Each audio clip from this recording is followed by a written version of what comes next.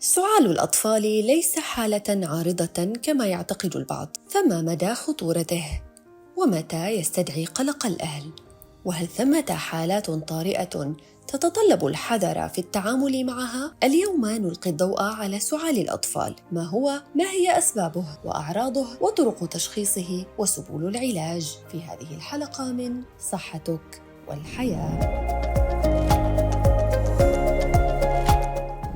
السعال أحد دفاعات الجسم لإزالة الأجسام الغريبة أو اللعاب أو المخاط من الجهاز التنفسي، ورغم الإزعاج الذي يسببه إلا أنه ضروري لصحة الإنسان. ويمكن تعريف السعال بكونه انعكاس مركب يبدأ باستثارة مستقبلات خاصة بالسعال وينتهي كجريان سريع جداً للهواء في القصبات الهوائية. يعد السعال حاداً إذا بدأ فجأة واستمر أقل من أسبوعين، ومزمناً إذا استمر أكثر من ذلك، وغالباً ما يحدث كنتيجة للإنفلونزا. أما وظيفته فهي إبعاد البلغم والأجسام الغريبة التي تدخل إلى مسالك التنفس، لذلك لا يوصى بمعالجته بواسطة مثبطات السعال عندما يكون مصحوباً ببلغم. وللسعال عدة أنواع، أبرزها السعال المصحوب ببلغم، والسعال الحاد النباحي، والسعال الجاف. حبينا نعنون الحلقة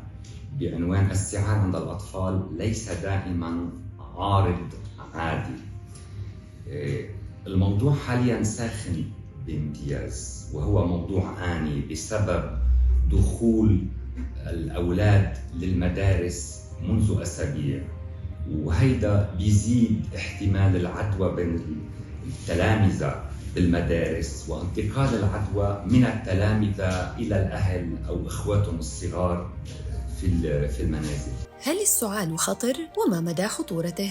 على الرغم من كون السعال عند الأطفال عارضاً شائعاً ومنتشراً خصوصاً في موسم الشتاء، وقد لا يحتاج إلى العلاج في كثير من الأحيان، لكنه مزعج جداً لدى الأطفال والبالغين، ويسبب كثيراً من القلق لدى الأهل خوفاً على أطفالهم. نعم، يمكن أن يكون السعال عند الأطفال خطراً إذا ما ترافق مع تنفس أسرع من المعتاد، ولون أزرق داكن على الشفاه أو الوجه أو اللسان، أو مع حمى شديدة، خاصة إذا كان عمر الطفل أقل من 3 أشهر ويعاني من السعال المتواصل. إن كان طفلك مصاباً بسعال يستمر لأسابيع، وخصوصاً السعال الذي يفرز البلغم أو الدم ويزعج نومك ونومه، أو يؤثر على ذهابه إلى المدرسة، أو يتعارض مع الأنشطة اليومية التي اعتاد القيام بها، حينها حتماً علينا البحث فوراً عن المساعدة الطبية.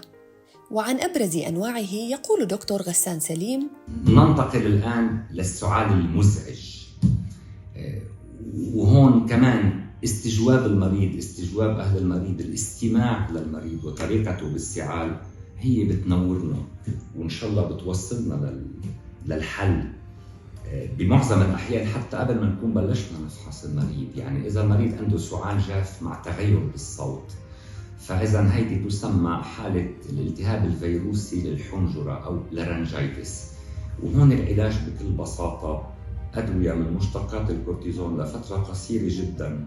بهالحالة الأدوية غير ضارة بل مفيدة وسريعة الفعالية ومريحة للمريض. إذا استمعنا على سعال المريض وكان في شهيق يشبه صياح الديك، هون بتصير الحالة مزعجة أكثر وأكثر خطورة، وقد تؤدي بالمريض لدخول المستشفى بسبب تشخيص السعال الديكي الذي أحياناً يحتاج بسببه المريض للأكسجين بالمستشفى. وهيدي الحالات تكثر عند العوائل اللي ما بيكونوا دقيقين بتلقيح أطفالهم، أو بيصير في تأخر بتلقيح الأطفال، لأنه اللقاح السداسي والخماسي اللي عم نستعمله عند الرضيع بالأشهر الأولى هو كمان من ضمن أهدافه إنه يحمينا من داء السعال الديكي.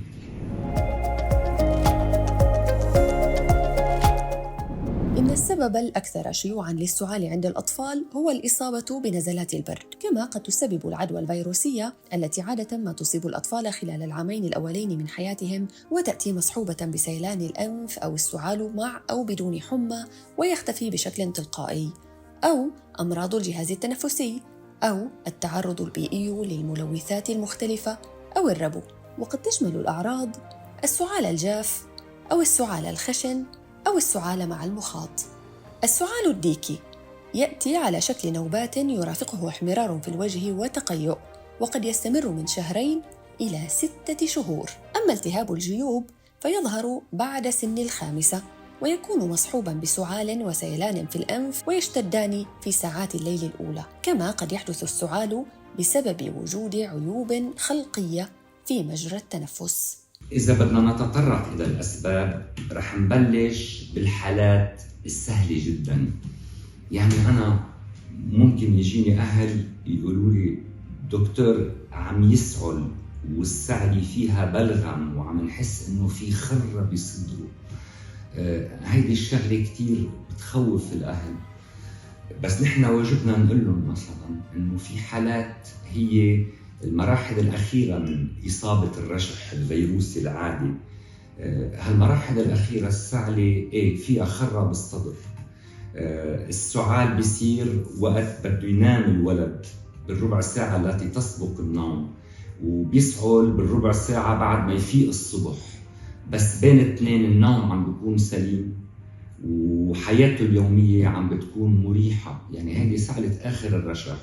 الخطأ اللي ممكن نوقع فيه إنه نوصف أدوية أول شيء قد تكون غير ضرورية وأحيانا تكون ضارة.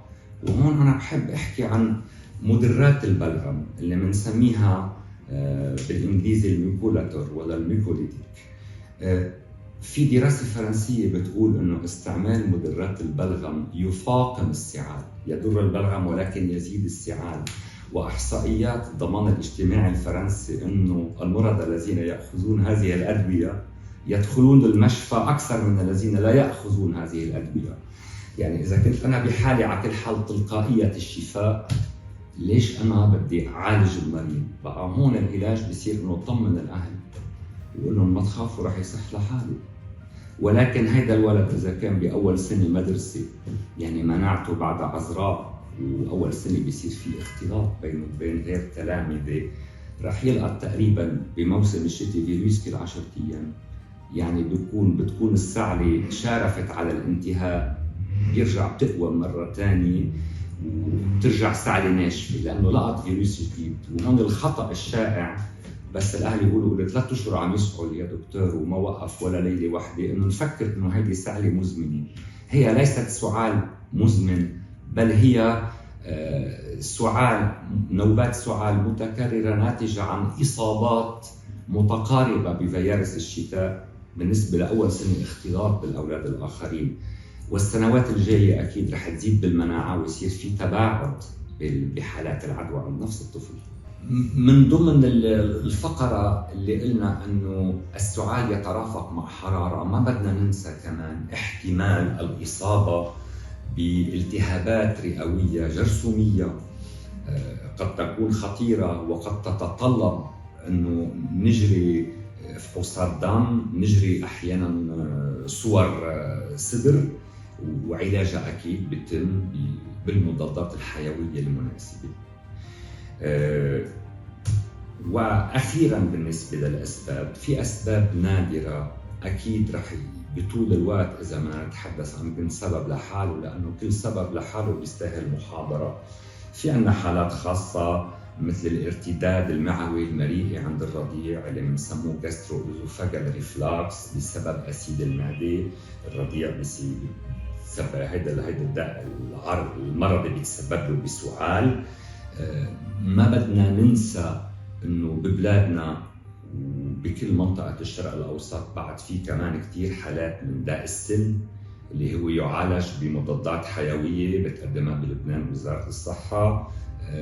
داء السل يصبح اكثر شيوعا بالمناطق اللي فيها نزاعات، بالمناطق اللي فيها نزوح، وعند كل الناس اللي عندهم ظروف حياتية صعبة. يعني في حال كان السؤال طويل الأمد وما لاقينا له حل، يعني من الضروري إنه نجري صورة صدر، ومن الضروري إنه نجري اختبار السن. وكذلك هناك أمراض نادرة الوقت ما بيتسع لحتى نحكي عنها، مثل بعض التشوهات الرئوية اللي مرات بنكتشفها بس بسن متأخر، ولها علاجها الخاص، خاصة علاجها الجراحي.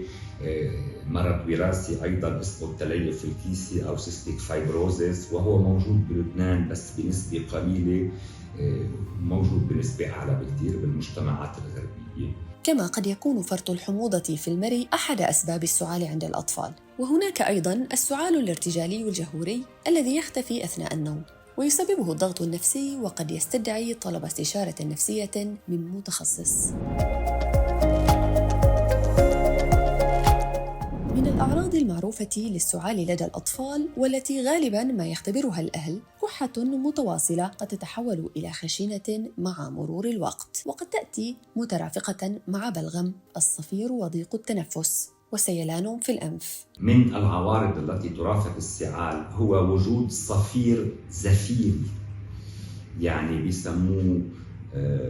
بيسموه expiratory wheezing، وهو مؤشر لمرض الربو أو الالتهاب الفيروسي الربوي للقصيبات الهوائية بالرضيع اللي بنسميه برونكيولايتس. التهاب القصيبات الهوائية إذا أصيب فيه رضيع تحت 6 أشهر بمعظم الأحيان يلزمه دخول مستشفى لأنه يحتاج للأكسجين. أما علاج داء الربو بحد ذاته هو علاج أكيد تنشطي لمعالجة النوبة بتوسيع القصيبات الهوائية، وفي أحيان كثيرة نحتاج لعلاج وقائي لتخفيف من تكرار النوبات وعنف نوبات الربو. العلاج الوقائي قد يختلف حسب إذا كان الربو ربو شتوي ناتج عن فيروس الشتاء أو ربو ربيعي ناتج عن حساسية لقاح الأزهار وحساسيات أخرى قد يطول الحديث عنها.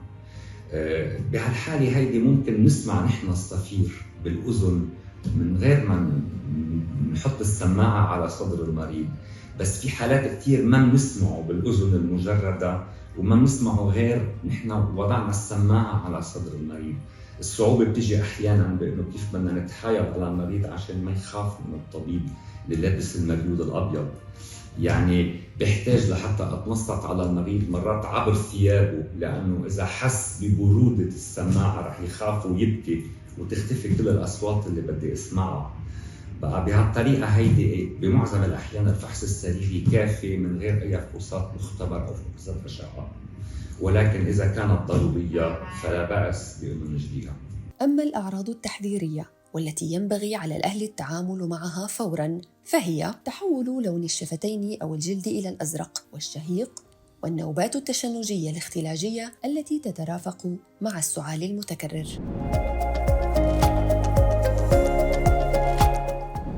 يتمكن الأطباء أحياناً من تشخيص وتحديد نوع السعال في مرحلة التشخيص بمجرد سؤال المريض عن الأعراض والاستماع لصوت السعال وتحديد نوعه، لكن قد يصعب تشخيص السعال الديكي في مراحله الأولى نظراً لأن العلامات والأعراض تشبه تلك التي تحدث مع غيره من أمراض الجهاز التنفسي الشائعة مثل البرد أو الإنفلونزا أو النزلة الشعبية. عندما بيجوا الأهل مع الطفل عنا على العيادة، هون نحن بنحب نبلش بأنه نستمع للأهل، لأنه الاستماع للأهل وطرح الأسئلة المناسبة بأكثر الأحيان تقريباً 3/4 التشخيص ينتج عنه. يعني أول شيء نحن بنحب نسألهم مدى تأثير السعال على الحياة اليومية عند المريض. هل تصيبه بالأرق وتمنعه من النوم؟ هل تؤثر على هل المرض المسبب للسعال يؤثر على الشهية؟ هل يتسبب بالتعب أو يتسبب بضيق النفس؟ كمان هلأ كجزء من التشخيص والاتجاه صوب العلاج بهمنا نحن كمان باستجواب الأهل نعرف شو أخذ الولد أدوية. هيدي الشغلة بتنورنا، لأنه إذا أخذ دواء طلع الدواء غير فعال أكيد اتجاهنا العلاجي رح يكون دواء غير اللي أخذه المريض وطلع دواء غير فعال. وهون كمان بنرجع نعمل فلاش باك ونرجع لورا لعند الأطفال اللي عولجوا بمدرات البلغم والتي فاقمت السعال عندهم. كثير من العائلات تستعين بالبداية بالزملاء الصيادلة لعلاج سعال عند الطفل. والزملاء الصيادلة عندهم مشكلة، هي إنه قدرتهم التشخيصية محدودة قياساً بقدرة الأطباء على التشخيص. يعني أكثر شيء زميل الصيدلي مشكوراً رح يسأل الأهل هل السعال جاف أو هل السعال رطب، هل يترافق مع بلغم أو لا يترافق مع بلغم. بعدها يقترح علاج، والعلاج قد يصيب وقد يخطئ، لأنه مثل ما قلنا سابقاً الموضوع مش موضوع عادي، وهناك أسباب عديدة، وحسب الأسباب عندنا طرق للتشخيص وعندنا طرق للعلاج.